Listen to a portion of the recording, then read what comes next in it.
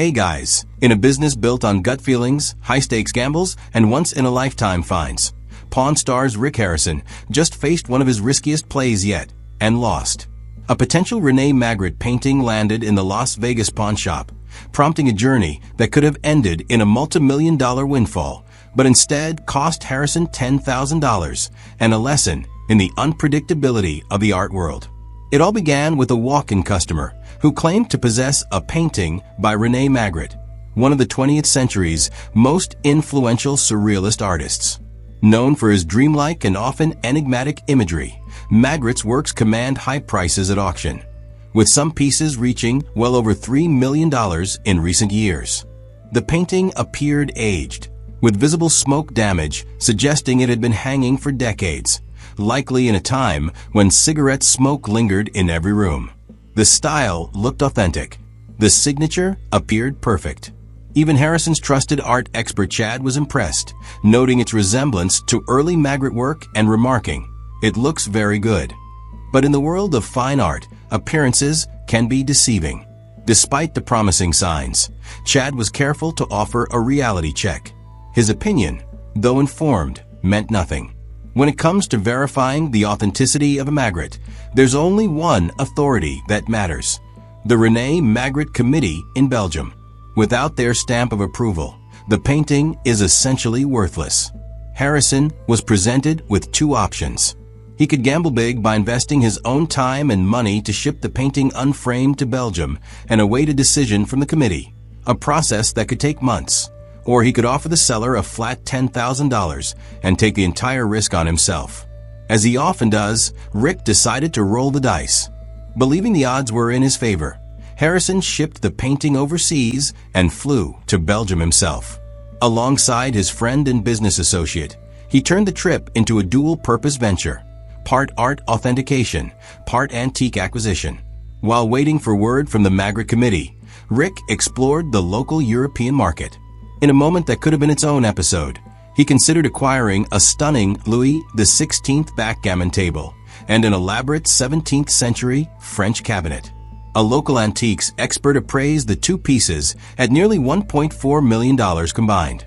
Ever the negotiator, Harrison managed to secure a deal with the seller at $825,000, hoping to flip at least one of the items through a European buyer he already had lined up. Even while in the midst of another high-stakes deal, Rick's mind lingered on the painting. Days later, the long-awaited moment arrived. The Magritte Committee had completed its review and informed Harrison that he could come pick up the painting, along with a letter stating their verdict. With his friend joking about celebration waffles and Belgian chocolate, Rick approached the office full of cautious optimism. But when he emerged, all he held was a sealed envelope and a blank expression.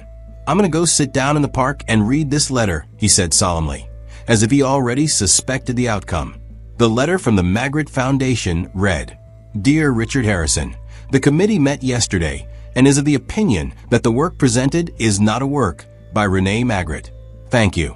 Just like that, Rick's $10,000 investment was officially worth nothing. Back in the US, Rick recounted the experience with characteristic honesty. "It sucks losing $10,000, but it's been a great ride," he said. "In my business, you gotta take a risk sometimes. I took a risk, and it didn't work out for me." For fans of Pawn Stars, this is what makes the show, and Rick Harrison, so compelling. It's not just the high-dollar deals and historical oddities. It's the realness of the gamble.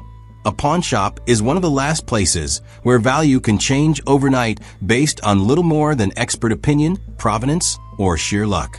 Rick's loss also serves as a cautionary tale about the complexity of the art market. Even when a piece appears genuine, aged canvas, perfect signature, matching style, it still needs the backing of experts with access to artist records, catalogs, raisonnés, and historical archives. In this case, the Magritte Committee's decision is final. No appeals, no second chances. For now, the painting is a very stylish piece of wall art with no market value. Despite the painting's rejection, the Belgium trip wasn't a total wash. Harrison's deal on the antique furniture may prove profitable, especially if his European buyer follows through. The Louis XVI table alone, stamped with a legitimate cabinet maker's signature from the 18th century, could fetch nearly $400,000 at auction. The cabinet, bearing the royal fleur-de-lis of France, may go for close to $1 million. In a poetic twist, while one gamble failed spectacularly, another might pay off big, reinforcing the unpredictable nature of Harrison's business. And as always, the episode ends with Rick and his team finding a way to laugh it off, planning a waffle stop, and moving on to the next deal. It's a reminder that, win or lose, the world of Pawn Stars is about the chase as much as the catch. The saga of the René Magritte also underscores the fine line between fortune and folly in the collectibles business. Stories like this, a possibly priceless painting turning out to be worthless, are far more common than people think. For every miracle addict discovery, there are hundreds of well-crafted fakes.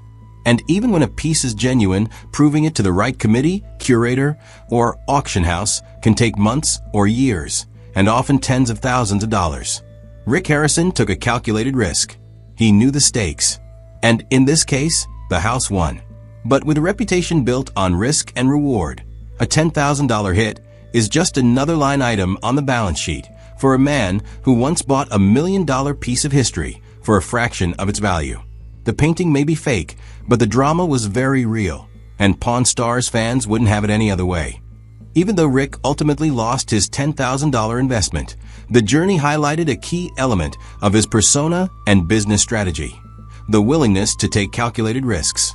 Not every deal at the gold and silver pawn shop ends with a profit, and Rick has always been transparent about that. It's the nature of the business, one that's built on experience, instinct, and the occasional leap of faith. This failed Magritte venture was one of those leaps, and while it didn't pay off, it showcased the kind of bold thinking that keeps Rick at the top of his game in the world of high-stakes pawnbroking. What makes this episode so compelling isn't just the financial loss. It's the emotional arc Rick's cautious excitement, the build-up of shipping a possibly priceless painting across the world, and the eventual heartbreak of a negative verdict mirror the ups and downs of any collector's journey. The value of art isn't just monetary. It's wrapped in mystery, reputation, and legacy. When Rick opened that letter and read the committee's conclusion, it wasn't just about the lost money.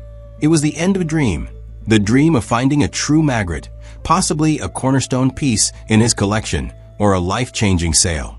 This particular gamble also shines a light on the rigorous authentication process that governs the high-end art world. It's not enough to have a signature or a compelling backstory. Experts and committees act as the gatekeepers to value, and their judgment carries enormous weight. In this case, the René Magritte Committee's denial was swift and final. Their decision transformed what might have been a multi-million-dollar asset into an expensive decorative canvas, a tough pill to swallow for any collector or dealer. For viewers, the episode served as a masterclass in the art of negotiation, verification, and the inherent unpredictability of rare collectibles. One moment, Rick was eyeing a seven-figure payday. The next, he was down $10,000 and walking away with nothing but a cautionary tale. Still, it's these very moments that humanize him. They remind audiences that even seasoned pros can misstep, and that sometimes even the most promising opportunities fall flat. Despite the disappointment, Rick never lost his sense of humor or his appetite for waffles. The light-hearted moments in Belgium, including his joking references to celebration chocolates and chum luck from his colleague Chumli, kept the episode from turning somber. It's a testament to the show's charm. No matter how serious the stakes, there's always room for levity. Even in loss, Rick found a way to laugh, regroup, and look ahead to the next opportunity. And that's precisely what sets Pawn Stars apart. It's not just about the treasures that come through the shop, it's about the personalities that bring those items to life, the decisions that shape their outcomes, and the lessons learned along the way. Rick's Belgium gamble may have ended in disappointment, but it reaffirmed his reputation as someone unafraid to go the extra mile, literally and figuratively, to chase a big win. That dedication keeps the show fresh, even after more than a decade on air. In the end, Rick's Magritte misadventure is unlikely to be his last roll of the dice. Whether it's artwork, ancient artifacts, or royal antiques, he'll keep hunting, evaluating, and betting. Because in the pawn business, the next big score could always be just one deal away. And even if he occasionally takes a $10,000 loss, Rick Harrison proves time and again that the pursuit of history and the thrill of the unknown is well worth the price of admission.